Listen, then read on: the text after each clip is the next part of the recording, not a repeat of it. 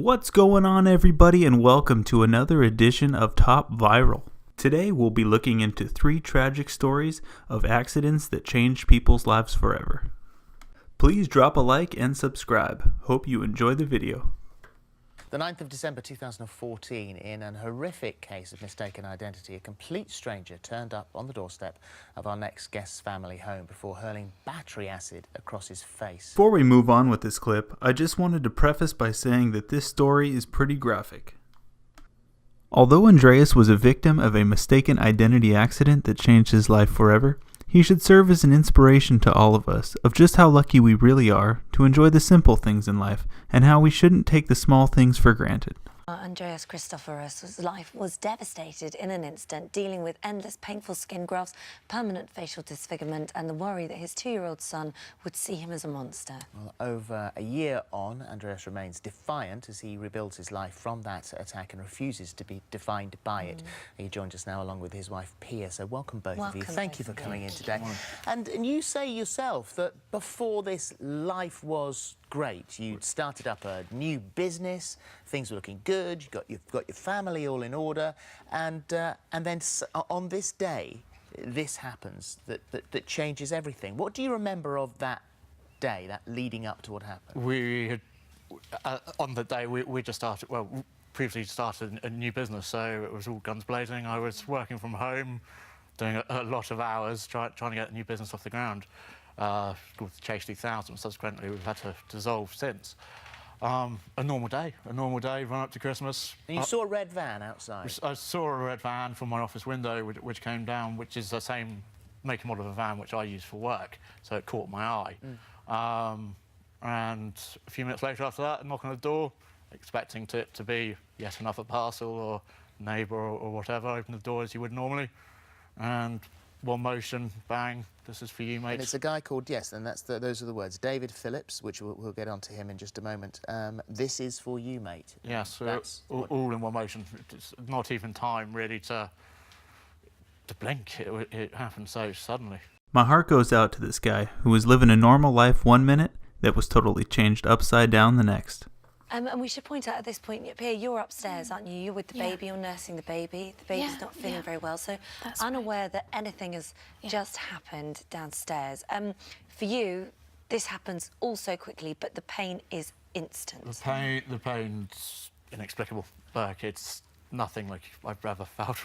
It just doesn't, you can't even comprehend. But I knew straight away it was acid. My T-shirt dissolved. It was like a waistcoat. There was no mistake, no doubt in my mind. You heard it his was screaming acid. from upstairs. And I just screamed straight away, call 999. Someone just thrown acid in my face.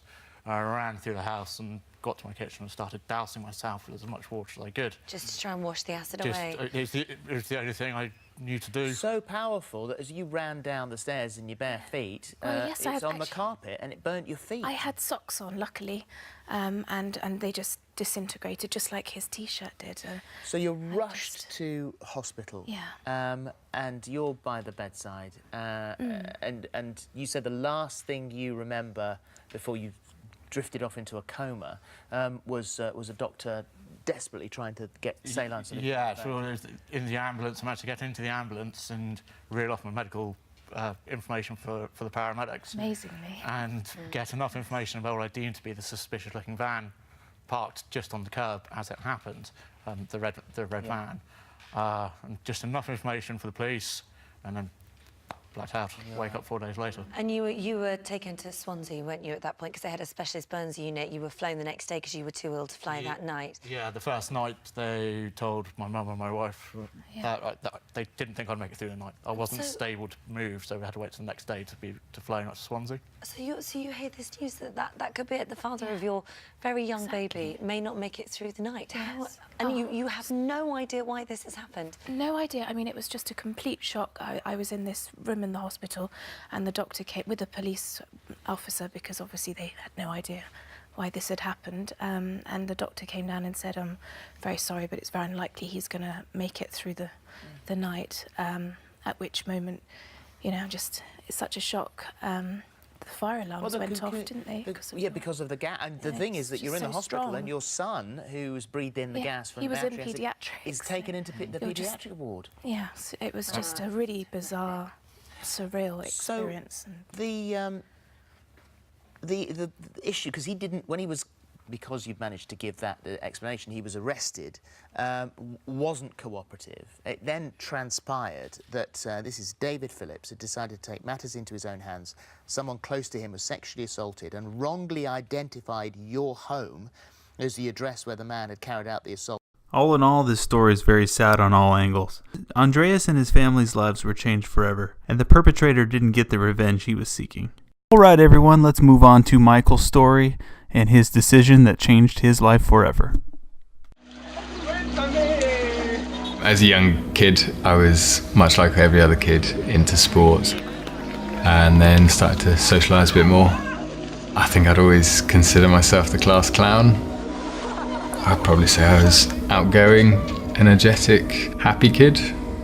Yeah, it was a happy childhood. So we were walking around a lake. A friend of mine had already got in and was swimming towards an island in the middle.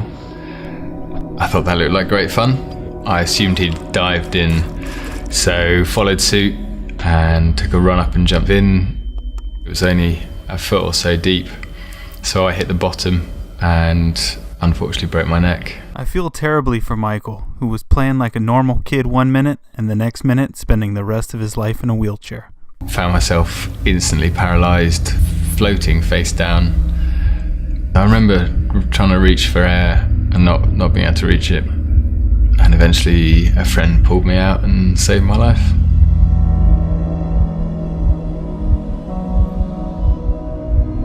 I don't think it really sank in for quite a while how serious it was. And then it's only a week or two or a month later I realised that this was more serious and probably going to stay with me for my life. It's a lot to get used to quite quickly. You never consider it's going to happen to you, but sometimes it does, and you've got to get on with it.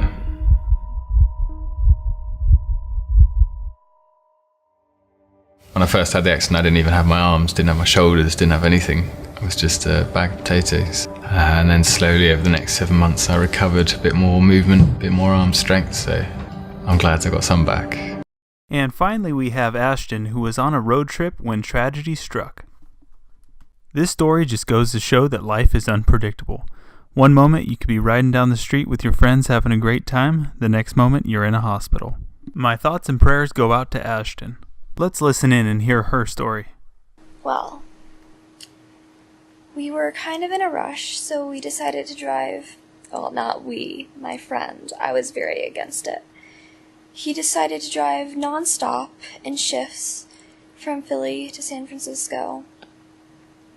So we drove most of the way across the country. But when we got to Utah, we got in a wreck. And I was in the back seat. The back seat didn't have seatbelts for some reason. And the car spun. The driver lost control. We were going 90 miles an hour. I was thrown from the vehicle through the window.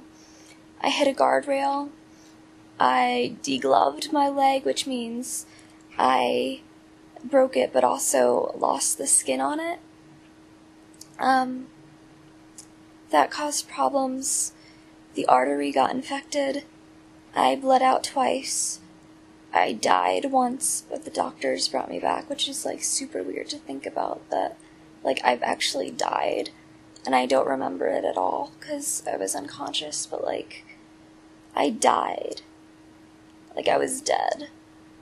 But they brought me back. And to avoid that happening again, they amputated my left leg. So I have a bit of a stump, which is good, because that means hopefully in a few months I'll be able to get a prosthetic. However, there's no skin on the stump, and it's infected, and I don't really know what's happening. It's gonna take 6 weeks for them to start skin grafts. After that, it's gonna take a little bit longer for me to heal. I'll go to rehab. I might go to rehab before they do the skin grafts, actually. and hopefully a bit after that I'll be able to get a prosthetic. So, I've been having a hell of a time of it. It was on my bucket list to go on a road trip. I'm not crossing it off because I don't think this counts as a road trip because it was super horrible and we didn't do anything fun. Because we were driving nonstop, we were going to do the fun things later, but we never even made it to California. Once again, my thoughts and prayers go out to everyone featured in this video. Please like and subscribe, and we'll see you next time.